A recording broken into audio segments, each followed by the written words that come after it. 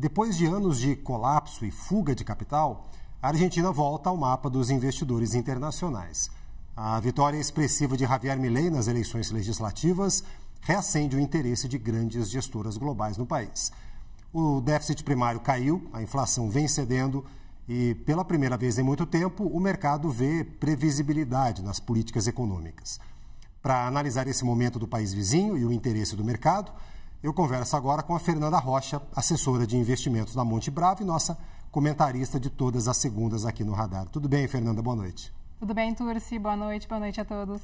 Ô, Fernanda, a política fiscal mudou, né? Isso a gente tem acompanhado com o Milei, mas o humor global com ativos emergentes também mudou, também está ajudando nesse movimento? Você trouxe uns dados também da Argentina aqui para a gente, né? Perfeito. Nada é algo isolado, né? Eu acho que foi uma conjuntura que favoreceu esse momento que estamos vivendo e que é uma alegria porque estamos falando de emergentes e isso puxa também, de alguma forma, o Brasil. Então, voltando um passo para trás e entendendo esse movimento macro, a gente teve com a taxa de juros nos Estados Unidos muito alta por bastante tempo, né? Alta para o nível dos Estados Unidos, sugou muito capital para lá. Agora, como começou a arrefecer, começou a baixar um pouco a taxa de juros lá, começou esse capital a voltar para outros lugares, né? E das projeções de crescimento, onde tem assimetria de ganhos, estão nos emergentes. Então, por isso que hoje também vimos a nossa bolsa batendo recorde histórico. E então isso vem também para o Brasil. Mas como a Argentina está fazendo seu tema de casa, está organizando a sua casa, está de fato com uma política fiscal contracionista, então diminuindo seus gastos, né? Então diminuiu na parte do Senado, diminuiu o gasto público de verdade, diminuiu também subsídios, então tá fazendo menos incentivos, né? Gastando menos, eu acho que esse que é o resumo, né? Então tá conseguindo fazer um gasto também mais eficiente, então a gente vê depois de muito tempo as reservas internacionais aumentando, a gente consegue hoje ver sinais de melhora na produção também, então a Argentina, a gente pode dizer que ela melhorou estruturalmente. Aqui a gente tem a inflação anual, foi de quase 118% no ano passado, né? E aí vem uma evolução. Exato. Então, esse ano a gente, agora em abril, né, tá com a menor nível desde 2021, projetando uma inflação de 25%. Isso é uma vitória absurda, vindo de 120%.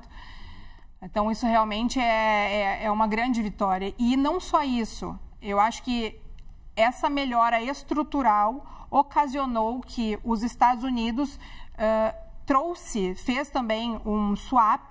Então, é uma operação de crédito / swap, como se fosse uma vitrine de capital ali que melhora o balanço das reservas internacionais da Argentina, mas também ajuda a controlar o câmbio, que era um dos maiores ali, calcanhares de Aquiles, podemos dizer assim. Uma das maiores fragilidades da Argentina era essa instabilidade do câmbio, essa falta de reservas internacionais para conseguir controlar esse câmbio. E hoje, os Estados Unidos, com esse respaldo, com essa confiança, trouxe também confiança de grandes gestores. Então, olhando para esse caso de recovery, né?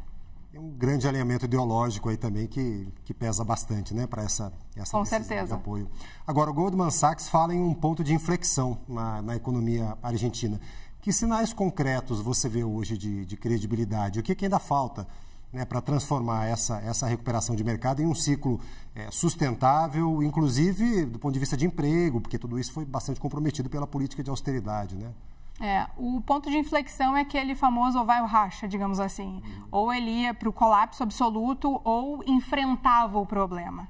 Então, olhava, entendia e fazer esses ajustes é criar dor. Então, não é fácil organizar as contas de uma família, por exemplo. Então, começando por esse exemplo, a gente sabe o quanto é difícil realmente fazer a coisa certa.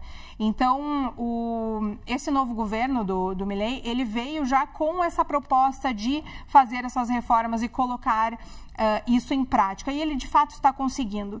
Ele teve uma certa estabilidade quando tiveram as eleições ali em Buenos Aires, onde mostra que não é uma hegemonia, ele não tem o favoritismo absoluto. Então, existe existe ali uma fragilidade. Quando ele ganhou agora nas midterms, né, então ele conseguiu muito mais força para colocar isso em prática. Então, eu acho que essa credibilidade de ter, de fato, esse caso de reconstrução da Argentina, ela vem agora com essa força que ele ganhou, que é como se a expectativa de colocar tudo isso em prática aumentou bastante. E aqui a gente tem mais alguns dados, né? Em 2024, o primeiro superávit em mais de uma década no nosso país vizinho. Exato. Então, ele estava com... Quando a gente entende ali essa questão da inflação, é quando a gente tem um descompasso entre oferta e demanda. Então, quando a gente tem muito mais gente comprando do que produzindo, ofertando, isso acaba tendo que trazer muita coisa de fora. E o que acontece? Um desequilíbrio no superávit. Então, eles estavam importando muito porque o peso estava muito desvalorizado, né? Então, ele estava precisando ter uma reindustrialização, produzir mais. Aqui está projetando um crescimento e logo abaixo a gente vê a média do crescimento dos emergentes. Então, se vê que a média dos emergentes aqui da América Latina, desculpa, é de 2,30 a expectativa de crescimento. Quando a gente olha para a expectativa de crescimento da Argentina, a gente vê um crescimento a maior. Então, isso também é bastante interessante, ainda mais olhando que os preços da Argentina estão muito descontados ainda. E os bônus soberanos subiram até 50% e gestoras voltaram a comprar ativos argentinos. Isso é uma aposta de curto prazo ou há fundamento para ver a Argentina com toda a história dela, né, como um exemplo agora de reprecificação estrutural? Exato. A precificação dos bonds da Argentina, ele começou como uma alocação tática, né, algo de oportunidade, assim.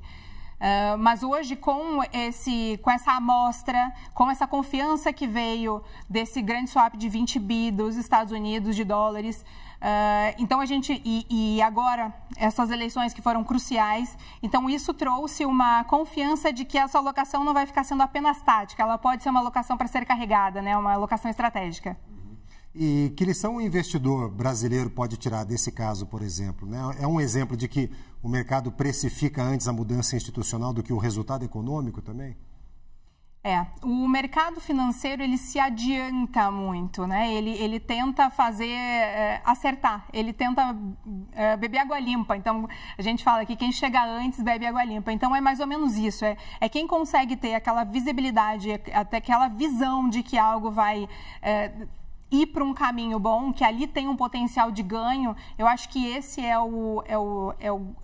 a sede, né, do mercado financeiro. E o que está acontecendo, que eu acho que é legal pontuar, que hoje a gente tem Argentina, México e o Brasil. O Brasil hoje ele é visto principalmente como carry trade, ele é aquele lugar onde eles vêm para pegar juros. A gente está pagando um juro real de 10%, né? A gente está com uma média de 5 de inflação, mais 10, então isso realmente é algo muito atrativo.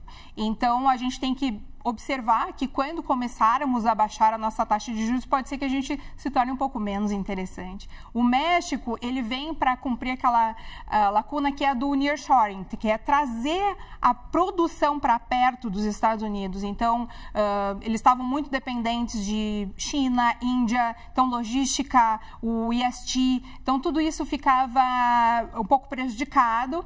E depois da pandemia, com todas aquelas questões dos transportes e tal, então o México ele veio para cumprir essa lacuna. E a Argentina hoje é o case de recovery mesmo, que é pegar esse potencial de crescimento que estava muito para trás e que agora tem uma perspectiva aí muito positiva. Então, acredito que seja uma alocação estratégica para carregar. Fernanda Rocha, assessora de investimentos da Monte Bravo, nossa comentarista aqui no Radar. Obrigado, Fernanda. Uma boa semana para você. Eu que agradeço. Boa noite. Obrigado, boa noite.